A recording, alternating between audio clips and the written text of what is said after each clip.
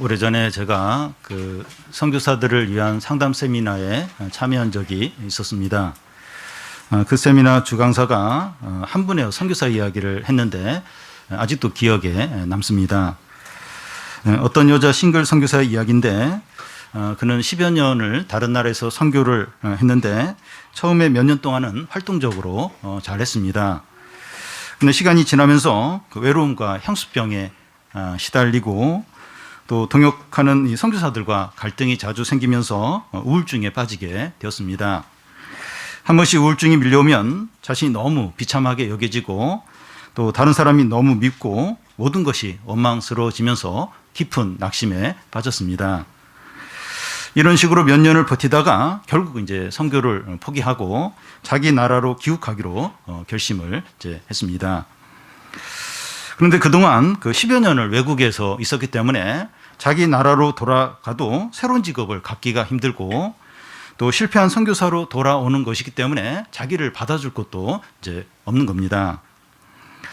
이분이 자기 나라로 돌아오는 중에 이제 비행기가 공항에 내리기 위해서 공항 위를 이렇게 서행할 때 이제 밑을 이제 바라봤는데 공항 광장에 큰 환영식이 열리고 이제 있었습니다.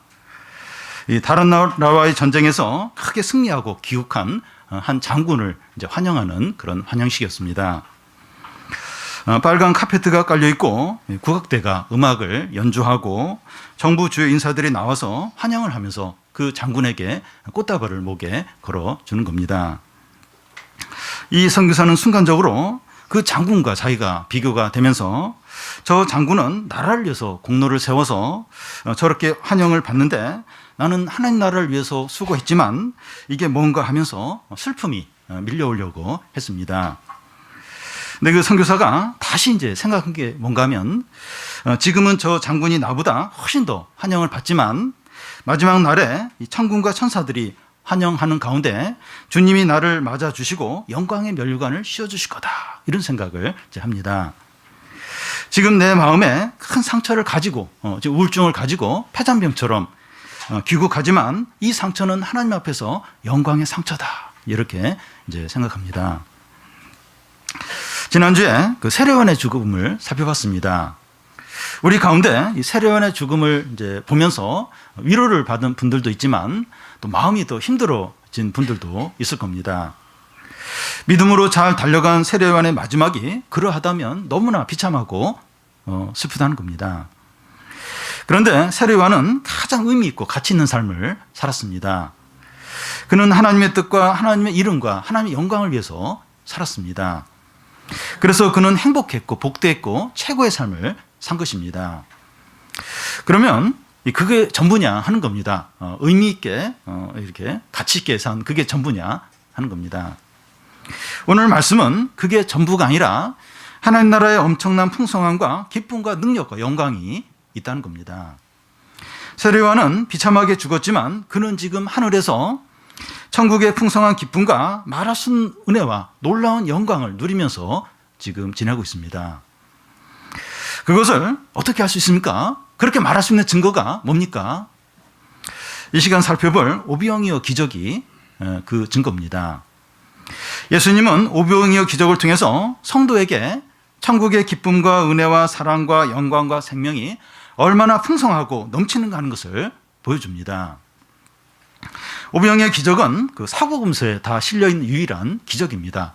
그러니까 요한복음, 마가복음, 마태복음, 누가복음 이렇게 사복음서가 있는데 거기 보면 이렇게 기적들이 이렇게 나와 있어요. 근데 이렇게 겹치기도 하고 그런데 이 오병이어 기적만 유일하게 네 복음서에 다 기록이 되어 있습니다. 이건 이 기적이 너무 중요하다는 거예요. 이 의미가 너무나도 중요하기 때문입니다. 오병이어 기적은 예수님이 그 메시아이고 구원자라는 것을 증거하고 또 천국에 넘치는 은혜와 기쁨과 능력이 있다. 이걸 보여주기 위해서 이 오병이어 기적을 행하신 겁니다. 오늘 말씀이 어떻게 이제 시작이 되는가 하면 그 13절에 보면 예수께서 들으시고 배를 타고 떠나사 따로 빈들에 가시니 예수께서 들으시고 하는데 무엇을 들으셨습니까? 그 앞에 그 12절에 보면 그 요한의 제자들이 와서 시체를 장사하고 나서 이제 그 예수께 아뢰니 이제 하는데 그 예수께서 세례 요한의 죽음의 소식을 이제 들으신 겁니다. 그래서 현재 있는 곳이 가버나움으로 여겨지는데 베세다로 이제 옮깁니다. 베세다는 헤롯 안티파스가 다스리는 지역을 벗어난 그런 지역입니다. 그 안전한 곳으로 이제 그 헤롯이 이제 세례 요한을 죽였다면 이제 예수님도 죽일 수 있는 거예요. 그러면 또 이제 그 예수님의 제자들인 그 이제 제자들도 이제 죽일 수 있기 때문에 안전한 곳으로 이제 피신한 것으로 이제 보입니다. 제자들은 그 세례 요한에 대한 소식을 듣고 놀라고 두려워했을 겁니다. 예수님의 선구자가 죽임을 당했으면 예수님은 당연히 죽임을 당하기가 쉽고 또 그의 제자들도 이제 위험하기 때문입니다. 이런 생각을 하면 불안하고 힘들었을 거예요. 그러니까 세례 요한의 죽음의 소식을 듣고 제자들은 너무나도 이제 힘들었을 겁니다. 신앙생활을 잘하면 결국 이렇게 되는 건가 하면서 염려가 있었을 겁니다. 그래서 예수님은 제자들을 데리고 이제 따로 이제 좀 안전한 곳으로 가서 말씀으로 그들을 위로하고 믿음을 붙들어주는 것이 필요했습니다. 근데 예수님과 제자들이 가버나움에서 배를 타고 이제 베세다로 이제 가려고 하는 그걸 이제 사람들이 듣고 어떻게 합니까? 13절 중간에 보면 무리가 듣고 여러 고을로부터 걸어서 따라간지라. 사람들은 예수님과 제자들이 배를 타고 베세다로 이제 가려고 한다. 이걸 알고 나서 육로로 걸어서 베세다에 먼저 도착해서 예수님과 제자들을 기다리고 있는 겁니다. 모인 사람들이 얼마나 되는가 하면 남자 어른만 5,000명이니까 여자와 아이들까지 합치면 10,000명이 넘는 그런 무리들입니다. 그들은 대부분 가난한 자들이었습니다. 잠시 후에 나오겠지만 그들이 먹을 것을 가져왔는데 먹을 걸 가져온 그 전체가 보리떡 5개와 물고기 2마리밖에 이제 없었습니다. 가난하고 미래가 불안하고 내일 뭘 먹을까 그게 정해지지 않은 그런 가난한 많은 사람들이 예수님 말씀을 듣고 은혜를 받기 위해서 미리 와서 기다리고 있는 겁니다. 가난하고 겸손하고 하나님의 은혜를 사모하는 자들입니다. 세상에 소망도 없고 가진 것도 없고 그래서 오직 이제 하나님의 은혜를 받으려고 이제 그걸 이제 기대하면서 미리 와서 이제 기다리고 있습니다. 잠시 후에 나오겠지만 그들이 오병이어의 기적을 통해서 하나님 나라의 영광과 은혜와 능력을 풍성하게 맛보고 누리게 됩니다. 근데 요즘 사람들은 어디에 주로 모입니까? 예수님 당시에는 예수님 말씀 들으려고 은혜 받으려고 막 10,000명이 넘는 사람들이 광고도 안 했는데 막 자기들이 알아서 막 미리 와서 와서 기다리고 그랬는데 오늘날 사람들이 어디에 많이 모입니까? 야구장이나 축구장이나 공연장이나 백화점이나 해외여행지에 모입니다. 사람들이 돈이 없다고 하는데 그 뭐만 되면 뭐 엄청나게 공항이 붐빌 정도로 사람들이 많이 해외여행을 떠납니다. 주일에 교회에 오는 것이 우선순위에서 밀리고 또 형식적으로 한번 참석해야 되는 그런 곳으로 여기지 않나 생각됩니다. 우리의 마음이 과거에 비교해서 가난하지 않고 겸손하지 않고 간절하지 않은지 모르겠습니다. 옛날에는 과거에는 그런 적이 있었던 것 같은데 점점 이런 간절함이 없어요.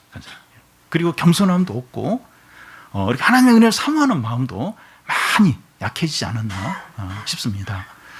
그러니까 1908년 그 우리나라의 그 평양에서 대부흥이 일어날 때 어느 곳에서 이제 부흥회를 한다 하면 사람들이 쌀을 싸고 10리 20리 걸어서 막 밖에서 밥해 먹으면서 부흥회를 이렇게 참석하고 그렇게 했습니다. 그러니까 그런 적들이 있었어요. 그런 적.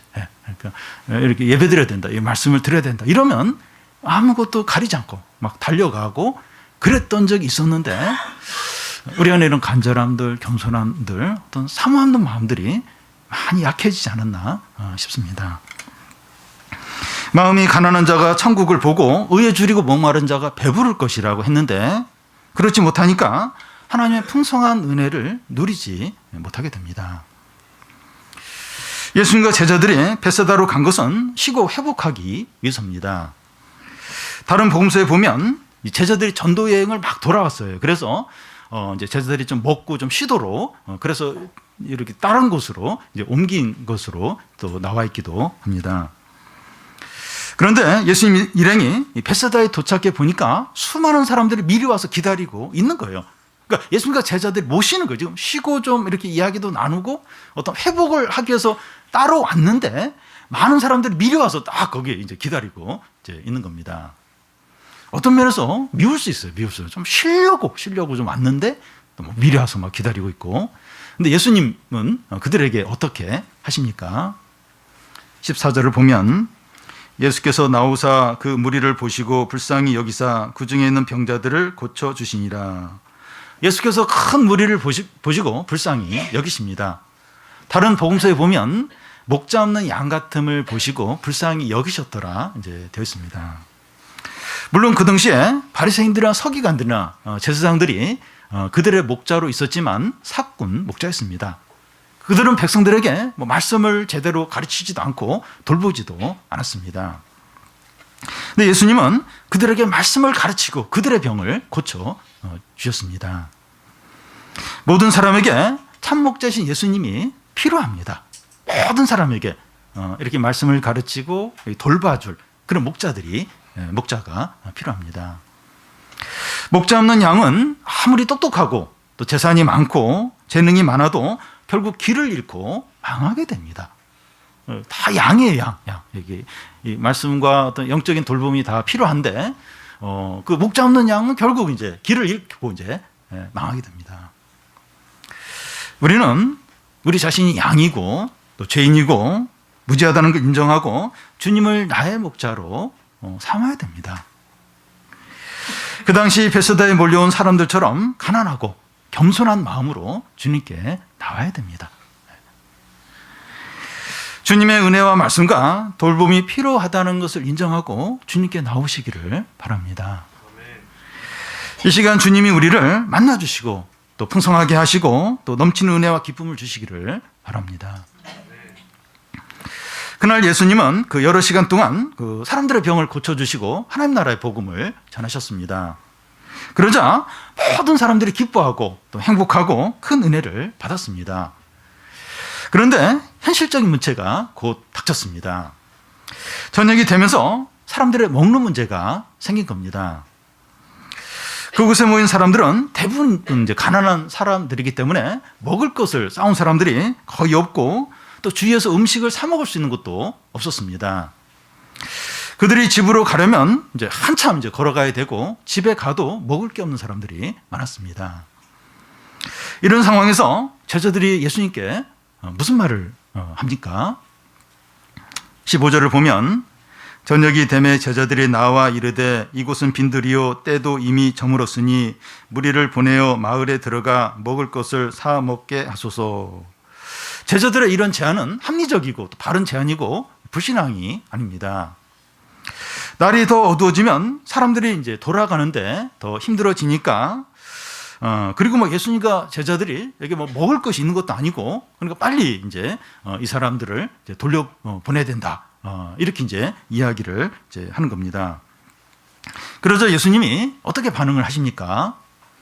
16절을 보면 갈 것 없다 너희가 먹을 것을 주라는 겁니다. 그들을 돌려보내려고 하지 말고 너희가 먹을 것을 주라는 겁니다. 예수님의 이런 말씀은 전혀 상황에도 맞지 않고 대책이 없는 말씀입니다. 지금 저녁이고 뭐 먹을 게 아무것도 없어요.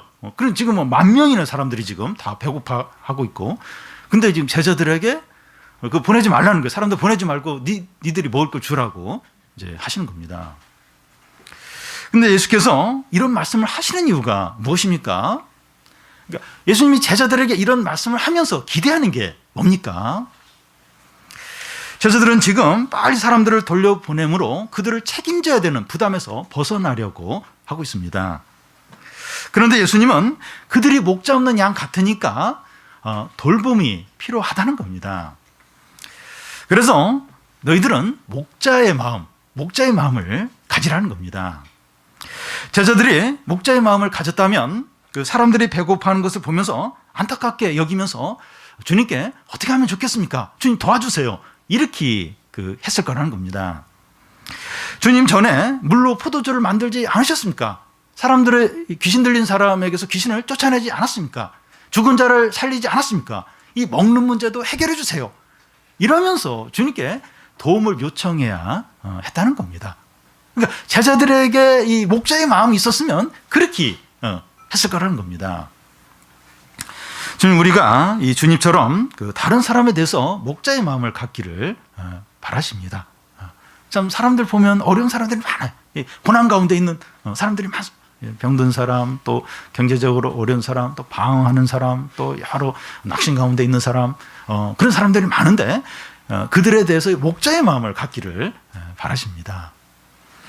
우리는 할 수 없고 가진 것도 없지만 목자의 마음을 가지고 주님께 도움을 구하라는 겁니다. 사람들 이렇게 어렵고 힘들고 지금 너무 절망 가운데 있고 방황하는 가운데 있습니다. 근데 제가 할 수 있는 건 없습니다. 가진 것도 없습니다. 주님 도와주세요. 은혜를 베풀어 주세요. 그걸 하나님은 기대를 하시는 겁니다. 예수님이 제자들에게 돌려보내려고 하지 말고 너희가 먹을 거 주라. 없죠. 그렇게 그 부담에서 빨리 벗어나려고 하지 말고 목자의 마음을 가지고 주님께 도움을 구하라는 겁니다. 제자들은 예수님께서 하시는 말씀에 어떻게 반응합니까? 17절을 보면 제자들이 이르되 여기 우리에게 있는 것은 떡 5개와 물고기 2마리 뿐이니이다. 다른 복음서에 보면 제자 중에 하나인 빌립이 200데나리온이 있어도 그 200데나리온으로 떡을 사도 이 많은 사람들을 감당하지 못한다고 그렇게 말합니다. 그 당시 1데나리온은 노동자 하루에 그 품삯에 이제 해당이 되는데 그걸 5만 원으로 따지면 200데나리온은 한 1,000만 원이 됩니다. 이 1,000만 원을 가지고 이렇게 뭐 떡을 산다 해도 이 사람들을 다 이렇게 배부르게 할 수 없다는 겁니다. 근데 200데나리온의 돈이 없을 뿐더러 200데나리온의 돈이 있다 할지라도 어디서 떡을 사서 지금 이 사람들을 이제 이렇게 배부르게 할 수 있겠느냐 하는 겁니다. 우리에게 먹을 것을 그들에게 주라고 하시는 말씀은 불가능하고 말도 안 되는 그런 말이라고 제자들은 이제 반응을 합니다. 또 다른 제자들은 예수님이 너희가 먹을 것을 주라 이렇게 하시니까 그곳에 있는 사람들 중에 먹을 것을 가지고 있는 사람이 있는지 하면서 먹을 것을 찾습니다. 먹을 것을 많이 쌓은 사람들이 있으면 그것을 이제 함께 이제 나눠 먹으면 되니까 혹시 이제 먹을 것을 가지고 있는 사람 누가 있는지 그걸 찾아봅니다. 제자들이 찾아보니까 한 소년이 엄마가 도시락으로 싸준 이 보리떡 5개와 물고기 2마리가 이제 나옵니다. 근데 그거 외에 먹을 것은 더 없습니다.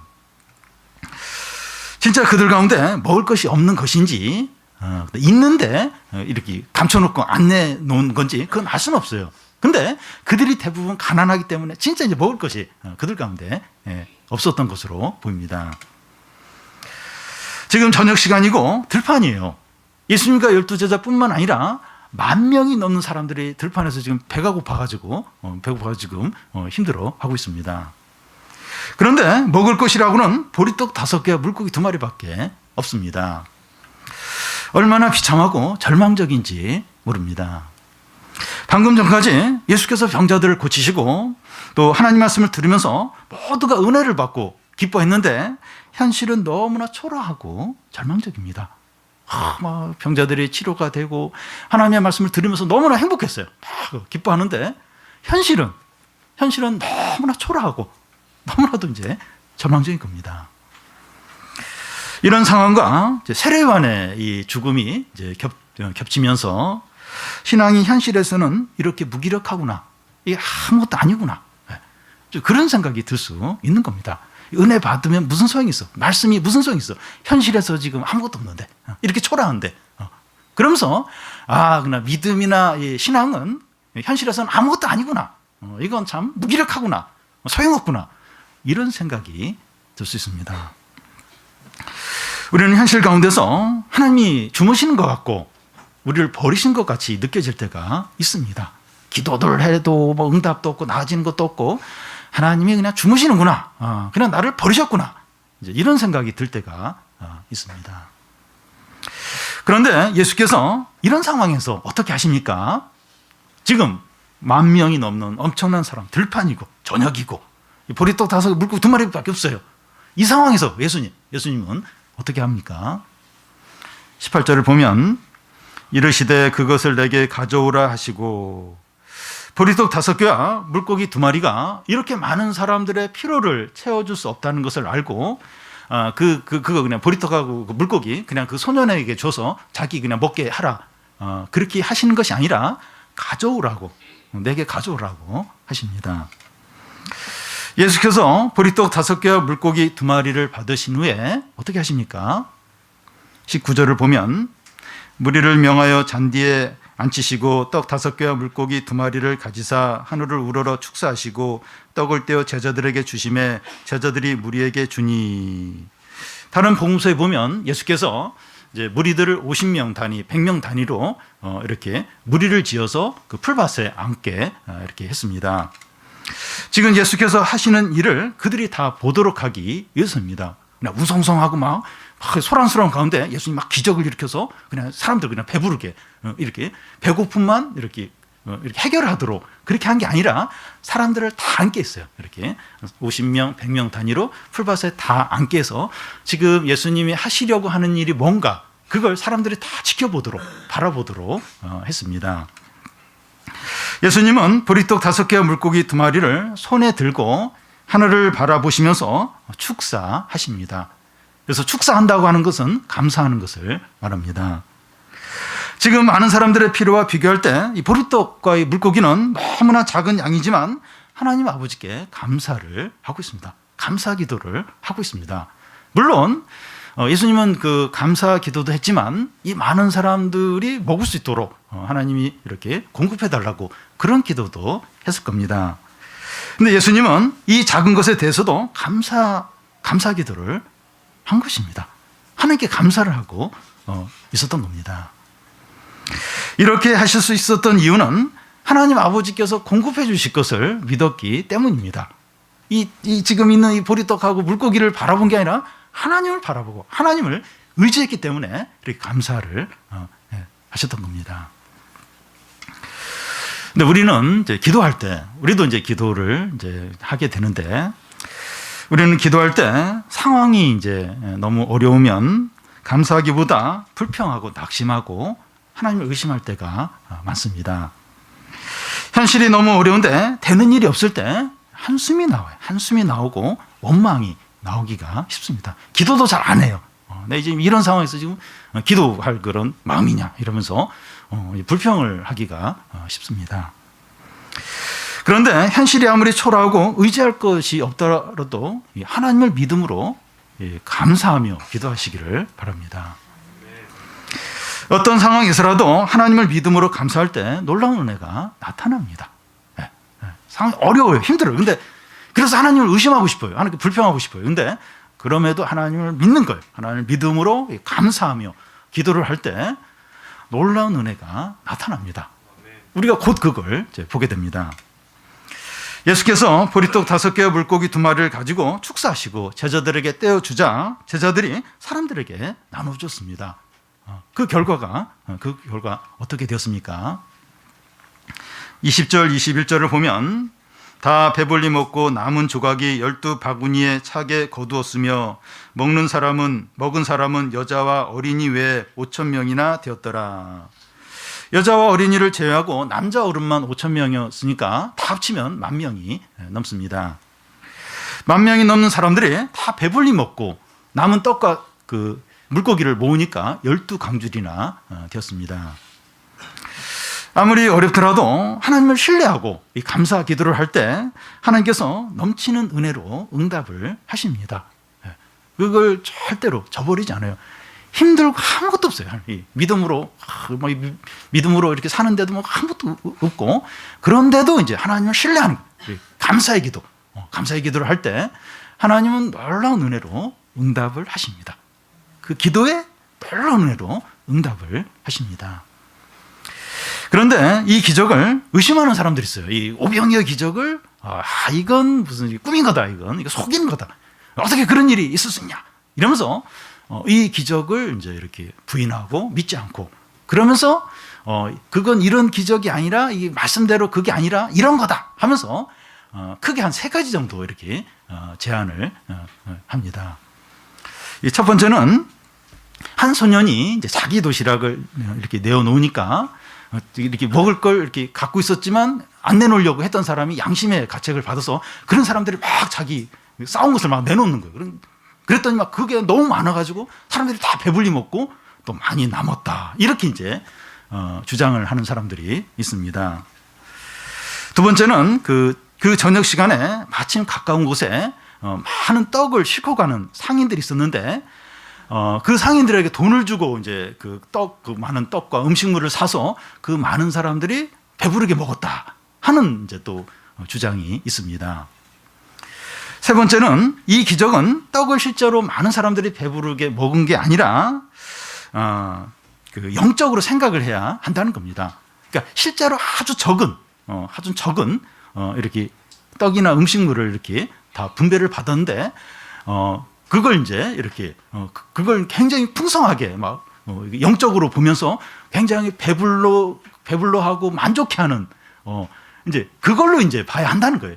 실제로 그 많은 사람들이 막 진짜 배부르게 떡을 먹고 12강주를 남은 게 아니라 아주 적은 양을 먹었지만 그들이 영적으로 그걸 바라보고 굉장히 행복해하고 만족해 했다는 겁니다. 이제 이걸 이런 식으로 이제 봐야 한다고 이제 주장하는 사람들이 또 있습니다. 이런 제안들은 뭐 그럴듯하지만 성경 본문과 전혀 맞지 않습니다. 이런 주장들은 예수님을 하나님으로 인정하지 않고 하나님의 기적을 믿지 않기 때문입니다. 여러분, 기적이 흔하지 않지만 기적이 없는 게 아니에요. 기적이 있습니다. 기적이 사람에게는 이제 불가능하지만 하나님께는 일상적입니다. 하나님이 행하시는 모든 일, 예수님이 하시는 모든 일, 많은 일들이 기적입니다. 기적. 도저히 우리 사람이 할 수 없는 그런 기적들이 대부분입니다. 하나님께는 능치 못할 일이 없으십니다.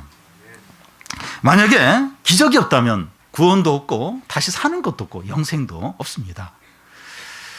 특히 20세기 오면서 유럽의 자유주의 신학자들이 성경에서 이 기적을 다 뺐어요. 다. 성경에 이런 비과학적인 게 있으니까 그 사람들이 예수님을 안 믿는다는 거예요. 교회 안 온다는 거예요. 그래서 이 성경에 있는 기적을 다 빼면 성경이 과학적이구나, 합리적이구나. 그러면서 뭐 젊은이들, 청년들이 막 교회로 많이 몰려올 것이다. 그래서 막 그런 작업을 많이 했습니다. 그래서 이제 사람들이 교회 많이 올 것 같은데 교회 더 안 온 거예요. 그러니까 교회 와도 세상과 똑같은 합리적인 과학적인 이야기만 하지 그 이상은 얘기를 안 하는 거예요. 그러니까 교회 올 필요가 없는 거예요. 아예 야구장 가고 축구장 가고 놀러 가는 게 훨씬 낫다는 겁니다. 여러분, 기적이 있어야 우리 구원이 있어요. 다시 사는 것도 있고 영생이 있고 또 영원한 하나님 나라에 들어가게 되는 거죠. 우리가 기독교를 믿는다고 하는 것은 하나님의 기적을 믿는 것이죠. 여러분, 우리가 방금 그 오병이어 기적의 이 말씀을 읽었는데 여기 뭐 속이는 게 있습니까? 뭐 이렇게 뭐 마술 같은 그런 게 너무 자연스러워요. 하나님이시니까, 하나님의 아들이시니까 이렇게 행하신 거죠. 그럼 여기서 이 10,000명의 사람들이 다 배불리 먹고 12강주리가 남았는데 왜 12강주리를 남게 하셨을까요? 예수님이 계산을 잘못해서 그러신 겁니까? 한 12,000명 정도로 아셨는데 사실 10,000명밖에 안 돼서 12강주리가 남은 겁니까? 좀 낭비라고 볼 수 있는데 이렇게 낭비가 되도록 하신 겁니까? 왜 예수님이 이렇게 많이 남도록 하신 이유가 뭡니까? 하나님의 넘치는 은혜와 천국의 풍성함을 보여주기 위해서입니다. 10,000명이 배불리 먹는 것만 해도 대단하죠. 근데 12강주리가 남았다고 하는 것은 하나님의 은혜와 사랑이 너무나 풍성하고 엄청나다는 것, 너무나도 많다는 겁니다. 10,000명이 아니라 10만 명, 100만 명이라도 먹이셨을 겁니다. 아니 1,000만 명이라도 먹이셨을 겁니다. 사실은 하나님이 매일매일 그 60억 명, 70억 명을 먹이십니다. 지금 사람들이 먹는 거 다 어디서 나오는 겁니까? 하나님이 주시는 거죠. 해가 이렇게 뜨고 또 강압성이 이루어지고 또 이 밭에서 이제 많은 수확물들이 생기고 하나님 사실은 이 기적으로 모든 사람을 먹이시죠. 10,000명을 먹이셨는데 10,000명뿐만 아니라 뭐 10만 명, 100만 명이라도 그 들판에 모여 있더라도 그들을 다 먹이셨을 겁니다. 하나님의 은혜와 능력은 무한해요. 무한해. 끝이 없습니다. 네, 끝이 없습니다. 구약에도 이런 하나님의 어떤 기적들, 풍성한 은혜들을 우리가 볼 수 있는데, 그 엘리야가 이제 그 사렙다 가부에게 갔을 때, 이제 사렙다 가부는 이제 마지막 남은 밀가루 가지고 이제 아들하고 이제 먹고 이제 죽으려고 했습니다. 근데 이 엘리야가 자기한테 먼저 이렇게 떡을 만들어서 갖고 오라는 거예요. 그래서 그러면 이제 하나님이 먹을 걸 책임져 주신다, 이런 말을 합니다. 이 사렙다 가부 그렇게 해요. 먼저 이렇게 그 밀가루 이렇게 해가지고 빵을 해서 엘리야에게 먼저 갖다 줍니다. 기근이 끝날 때까지 매일 아침 그 통의 밀가루와 병의 기름이 마르지 않는 거예요. 1년 이상 계속해서 이 밀가루와 이 기름이 그 가정에 공급이 되었습니다. 또 한 번은 그 엘리사 때 그 이 선지자 생도의 그 아내가 그 엘리사에게 찾아온 겁니다. 그러니까 그 자기 남편이 죽었어요. 근데 빚을 남기고 죽었는데 채권자가 빚을 갚지 않으면 두 아들을 종으로 팔겠다고 이제 위협을 하는 겁니다. 그때 이제 엘리사가 그 부인에게 집에 뭐가 있느냐, 그러니까 기름 한 병이 있다는 거예요. 그러면 이웃에게 가서 그릇을 많이 빌 수 있는 최단으로 빌리라고 말합니다.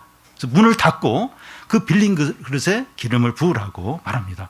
그래서 이 부인이, 이 과부가 그 빈 그릇에 그 기름을 다 부었는데 빌린 그릇에 그 기름이 다 차자 이제 병의 기름이 끝인 거예요. 만약 이 과부가 그릇을 10개 빌렸든지 100개 빌렸든지 1000개 빌렸다 할지라도 다 그걸 채웠을 거예요. 그 기름으로 다 채웠을 겁니다. 하나님의 은혜는 너무나, 인자하심은 너무 크고 능력은 너무나도 크다는 겁니다. 예수님 자신이 그런 분이에요. 은혜와 진리가 충만해요. 요한복음 1장에 보면 은혜와 진리가 충만하더니 우리가 그로 인해서 은혜 위에 은혜로라. 우리가 그의 충만한 데서 받으니까 은혜 위에 은혜가 넘치고 넘친다는 겁니다. 예수님은 목마른 자들아 다 내게로 오라. 나를 믿는 자는 그 배에서 생수의 강이 흘러나리라고 합니다. 그냥 은혜가 어느 정도 있는 게 아니라 그 배 안에서 이 생수의 강이, 성령이 계속해서 흘러 넘친다는 겁니다. 유엘서에 보면 그 어린이, 노인, 청년, 남자, 여자, 여종, 남종 할 것 없이 모두에게 성령을 부어주십니다. 부어주신다고 약속을 합니다. 그리고 실제로 모든 사람에게 성령을 아낌없이 부어주십니다.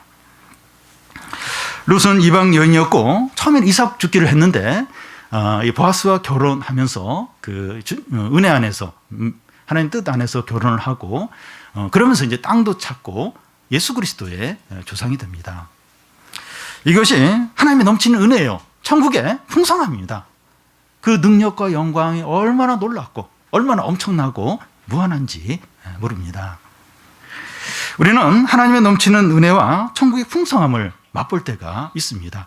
이게 남 얘기가 아니라 우리도 이제 이런 이 천국의 풍성함들, 넘치는 은혜를 경험할 때가 있습니다. 이번 주 중에 그 에스더 부인의 그 종강 모임이 있었는데 먹을 것이 넘쳤고 선물들이 넘쳤고 상들이 넘쳤습니다. 종강 모임인데 뭐 잔치 같았어요. 뭐 상을 주는데 개근상, 정근상, 특별상을 주고 저도 이제 상을 하나 받았는데 정근상을 받았습니다. 성도들의 소모임인데 풍성해요. 기쁨이 있고 회복이 있습니다. 우리가 청소년 캠프나 사경회나 수련회나 그 예배에서 은혜와 기쁨과 회복과 위로를 풍성하게 맛보고 누릴 때가 있습니다. 한 번씩 이렇게 은혜를 받고 이렇게 이 하나님의 어떤 영광을 이렇게 이제 경험을 할 때 밤에 잠이 안 와요. 잠이 안. 그리고 배고프지도 않고 피곤하지도 않고, 굉장히 피곤한데 안 피곤해요. 배도 안 고파요. 이 말할 수 없는 은혜와 하나님의 영광과 하나님의 큰 능력과 큰 사랑과 위로와 회복을 이렇게 누릴 때 너무나 행복한 거예요. 미운 사람도 없고 모두가 다 이뻐요. 막 전에는 미워했던 사람이랄 때 안 미워요. 다 용서가 되고 다 받아주고 싶고 그 모임에서도 어떤 그런 은혜를 맛보는데 하물며 이렇게 함께 모여서 캠프나 수련회나 또 사경회나 이런 거 할 때 참 그렇게 한 번씩 큰 은혜가 밀려올 때가 있습니다. 우리는 이미 오병이의 기적을 경험을 했어요. 넘치는 은혜와 하나님의 영광과 말할 수 없는 기쁨을 이미 우리는 맛보아서 알고 있습니다. 하나님의 넘치는 은혜와 천국의 풍성함을 누리는 게 왜 필요합니까? 왜 그게 필요합니까? 그럴 때 신앙의 확신이 생기고 기쁨이 넘치고 다른 사람을 섬기고 사랑하게 됩니다. 사마리아 여인이 그 예수님을 만나고 변화된 것처럼 삭개오처럼 사도행전에 나오는 제자들과 또 그 성도들처럼 기쁨과 사랑과 능력이 넘치는 삶을 살게 됩니다. 모든 어려움을 이기게 돼요. 유혹을 이기게 됩니다. 그러니까 보통 현실은 힘들어요. 굉장히 마음이 상해요. 근데 이런 어떤 넘치는 은혜와 하나님의 영광과 또 큰 기쁨과 어떤 위로와 회복을 얻게 되면 벌떡 일어나서 그 어려움을 감당해요. 또 죄욕들을 이길 수 있는 힘들이 생기게 됩니다. 그리고 우리가 이 현실 가운데서 이렇게 오병이의 기적을 경험하는 게 왜 필요한가 하면 이 지금 여기서 맛보는 그 은혜가 영원한 완전한 하나님의 어떤 하나님 나라의 풍성함을 이제 누리게 되는 그걸 바라보게 되는 이제 길이 된다는 겁니다. 여러분 우리에게는 완전하고 영원한 이 하나님 나라의 충만한 그 영광과 기쁨과 어떤 그 영원한 어떤 그런 게 우리에게 준비가 돼 있어요. 우리가 천국에 가면 하나님께 가면 그걸 이제 누리게 됩니다. 우리는 다 그걸 소망합니다. 근데 이 세상에 살면서 오병이의 기적, 그러니까 이 넘치는 은혜와 하나님의 영광을 맛보지 못하고 경험하지 못한 사람이 그 죽어서 마지막 날 하나님께 가서 그 완전하고 영원한 하나님 나라의 충만함을 누린다는 건 불가능합니다. 그런 일은 없어요. 여기서 한 번도 모르는 사람이 그걸 경험하지 못한 사람이 죽어서 마지막 날 그 하나님의 모든 영광과 그 충만함을 누린다는 건 있을 수 없다는 겁니다. 믿음으로 여기서 그걸 경험하고 누린 사람이 맛본 사람이 완전하고 영원한 하나님의 영광과 충만함을 이제 바라보게 되고 그걸 소유하고 누리게 되는 것이죠. 그래서 우리가 이 오병이어 기적, 이 넘치는 은혜와 이 천국의 충만함을 이렇게 누리도록 계속 그것을 구하고 또 그 누리도록 어떤 그런 기회들을 이제 만들어야 됩니다.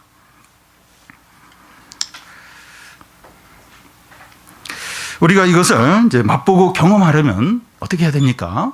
그래서 이런 오병이어 기적, 이걸 계속 이제 맛보고 누려야 되는데 이렇게 하려면 어떻게 해야 됩니까?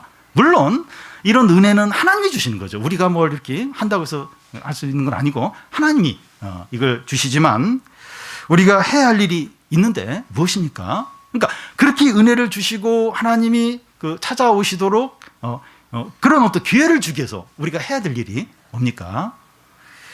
제자들처럼 순종하고 여기 나오는 소년처럼 자신의 소중한 것을 주님께 드릴 수 있어야 합니다.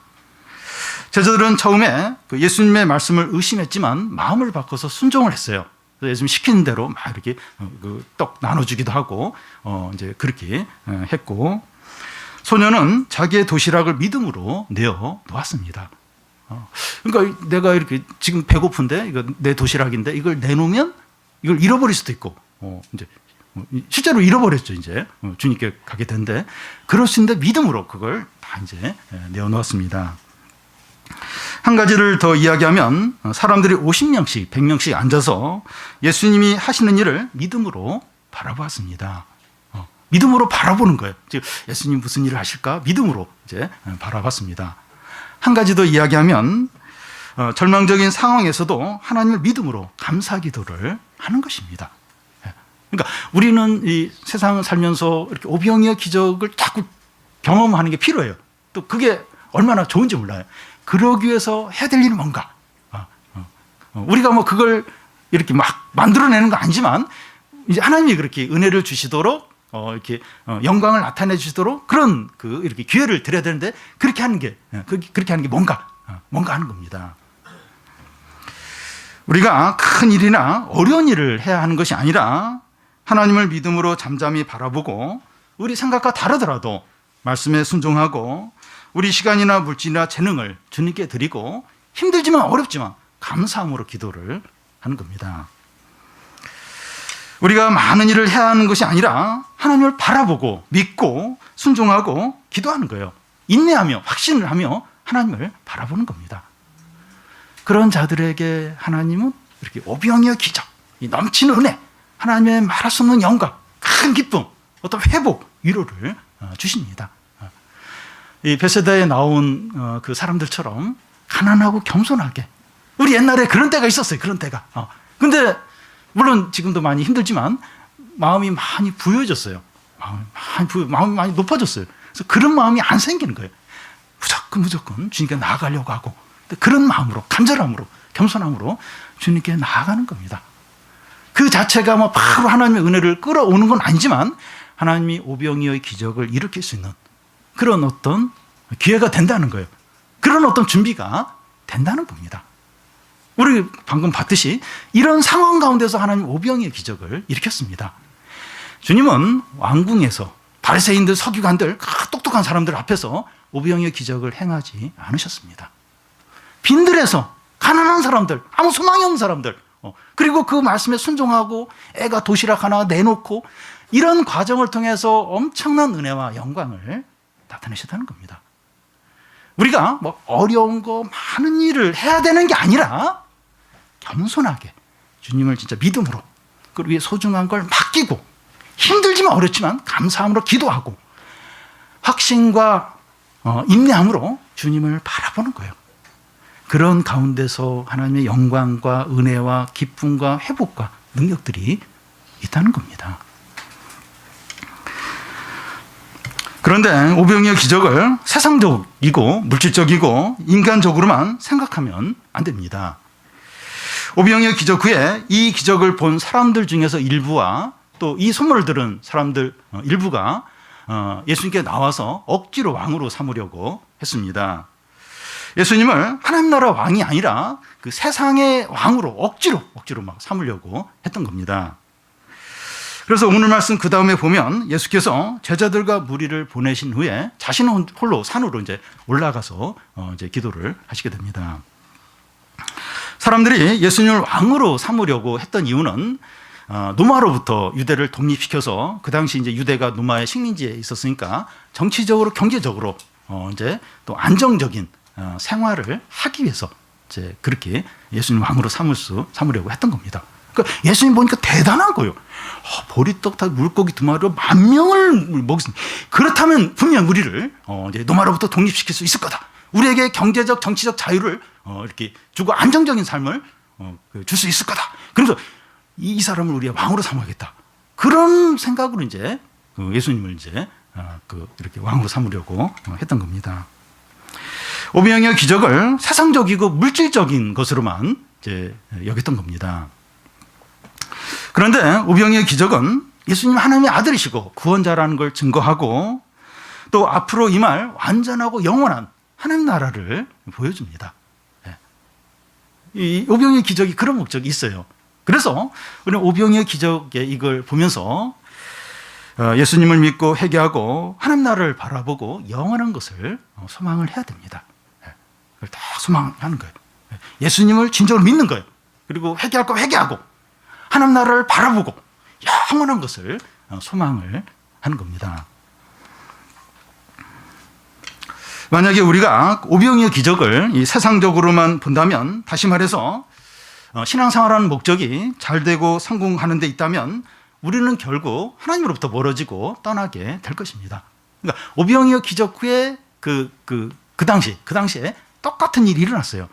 그러니까 사람들이 예수님을 억지로 이제 왕으로 삼으려고 할 때 예수님이 거부를 해요. 그러면서 썩을 양식을 위해서 살지 말고 썩지 않을 양식을 위해서 살라.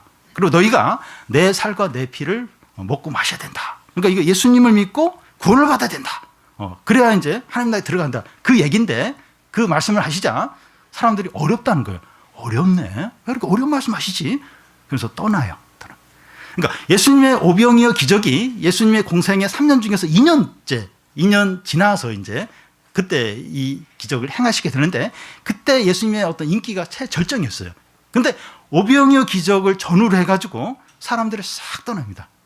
썰물 빠지듯 싹 빠지면서 그때부터 예수님을 대적을 해요. 결국 이제 예수님 십자가 못 박아 죽이게 됩니다. 그러니까 자기들이 기대했던 그게 아니라는 거예요. 예수님 믿고 성공하고 잘 되고 막 이렇게 그걸 기대했는데 뭐 내 살을 먹고 내 피를 마셔야 된다. 그런 말씀하니까 싫은 거예요. 싫은 겁니다. 우리가 이렇게 그 신앙생활하면서 잘 돼야 된다. 오병이어 기적 보면서 예수님 믿으면 먹을 거 걱정 없겠네. 물론 이제 뭐 그것도 뭐 다 틀린 건 아니지만 오직 어떤 성공과 어떤 잘 되는 이런 것만 생각을 하면 멀어지게 돼요. 신앙을 결국은 형식적으로 갖든지 떠나게 된다는 겁니다. 그런데 오병이의 기적을 믿음으로 이제 바라봄으로 예수님을 나의 목자로 삼고 그의 말씀대로 산다면 이 천국의 풍성함들, 넘치는 은혜를 맛보고 누리게 됩니다. 그런데 이 세상에서 성도의 삶이 어떻습니까? 우리가 매일매일 삶을 살아가는데 우리의 삶이 이 세상에서 실제로 어떻습니까? 불안하고 고난이 많고 도살당할 양처럼 삽니다. 안 그런 분도 있겠지만 많은 분들이 너무 불안해요. 가진 게 없어요. 세상에 의지할 게 없습니다. 내일 어떻게 될지, 이 사업이, 직장이 건강이 어떻게 될지 많은 불안 가운데 살고 또 막 신앙생활을 제대로 하려고 하면 할수록 사람들이 미워해요. 그렇게 싫어해요. 싫어하고 자꾸 이제 왕따를 당하기도 하고 손해를 보게 됩니다. 도살할 양처럼 위태위태하게 이 세상을 살아갑니다. 믿음으로 살아도 고난과 어려움이 많아요. 믿음으로 살면 하나님께서 복을 주시고 어려움도 이렇게 사라지게 하셔야 될 것 같은데 믿음으로 사는데도 고난과 어려움이 많습니다. 그런데 그것이 전부가 아닙니다. 세례요한의 죽음의 소식을 듣고 놀라고 두려워하는 제자들에게 오병이어 기적이 이어서 나타났습니다. 이것이 의미하는 것은 성도의 삶은 고난만 있는 것이 아니라 천국의 풍성함과 하나님의 넘치는 은혜가 있다는 겁니다. 고난이 실제로 있어요. 어려움이 있어요. 그것도 실제입니다. 그리고 넘치는 은혜도 실제입니다. 어려움만 실제가 아니라 넘치는 은혜도 실제예요. 두 가지 다 실제입니다. 그래서 바울이 말한 것처럼 성도에게는 두 가지가 함께 있다는 겁니다. 무명한 자 같으나 유명한 자이고 죽은 자 같으나 살아있고 근심하는 자 같으나 항상 기뻐하고 가난한 자 같으나 많은 사람을 부유하게 하고 아무것도 없는 자 같으나 모든 것을 가진 자입니다. 성도는 두 가지를 다 가지고 있지만 지금 이 두 가지를 비교해서 이야기했는데 뒤에 있는 것이 훨씬 더 크고 풍성하기 때문에 앞에 있는 게 그렇게 심각하게 여겨지지 않습니다. 앞에 있는 건 뭐 고난과 어떤 고통이나 어떤 부족을 이야기하고 뒤에 있는 건 은혜와 어떤 능력을 이야기하는데 뒤에 게 훨씬 커요. 훨씬 강합니다. 훨씬 풍성해요. 그래서 앞에 게 그렇게 심각하게 여겨지지 않는다는 겁니다.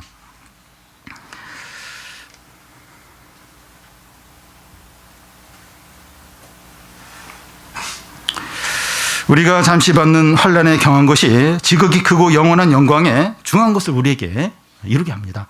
지금 우리가 받는 그 고난과 어려움들, 어떤 여러 고통들 힘들어요. 큽니다. 사실 이게 작지가 않아요. 근데 우리가 나중에 받게 될 영원한 영광의 그 어떤 무게, 그 은혜, 그 풍성함과 비교하면 너무나도 가볍다는 거예요. 그리고 너무 짧다는 거예요. 너무 잠시의 고통에 불과하다는 겁니다. 현재 우리가 도살당할 양처럼 불안하고 약하고 미래에 보장된 것이 없더라도 하나님을 잠잠히 바라보고 말씀에 순종하고 우리의 소중한 것을 주님께 맡김으로 지금 여기에서 이 천국의 풍성함을 맛보고 또 앞으로 임하게 될 완전하고 영원한 하나님 나라를 다 소유하고 누리시기를 바랍니다.